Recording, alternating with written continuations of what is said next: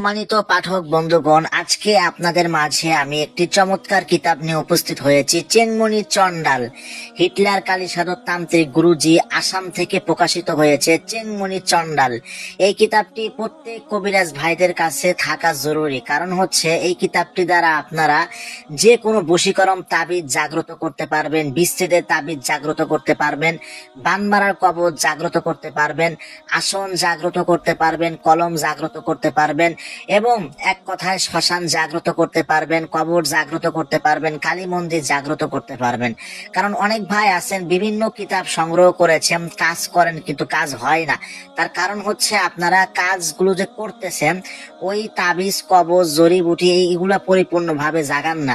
না জাগানোর কারণে আপনি যে এত কষ্ট করে কাজ করে যাচ্ছেন, আপনার কাজে আপনি কোনোভাবে সফলতা অর্জন করতে পারতেছেন না।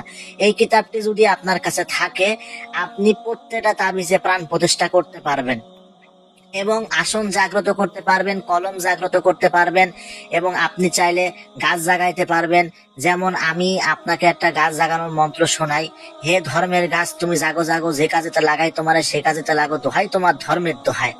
তো এই মন্ত্রগুলো পরে আপনি গাছ জাগাইতে পারবেন। কারণ যে কোনো মন্ত্রতন্ত্রের জন্য শুধুমাত্র আপনি একটি কবচ লেখলেই যদি কাজ হয়ে যেত, তাহলে সবাই কবিরাজ হতে পারত।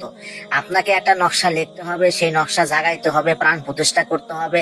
আপনি যে কলমটা দিয়ে তাবিজ লিখবেন সেই কলমে প্রাণ প্রতিষ্ঠা করতে হবে। আপনি যখন সেই তাবিজটি নিয়ে কবরে গাড়বেন, অবশ্যই সেই কবরটা আপনার জাগ্রত করতে হবে। আপনি যখন শ্মশানে নিয়ে তাবিজটা গাড়বেন, সে শ্মশান জাগ্রত করতে হবে। আপনি যখন গাছের উপরে তাবিজটা ঝুলাবেন, সেই গাছটা জাগ্রত করতে হবে।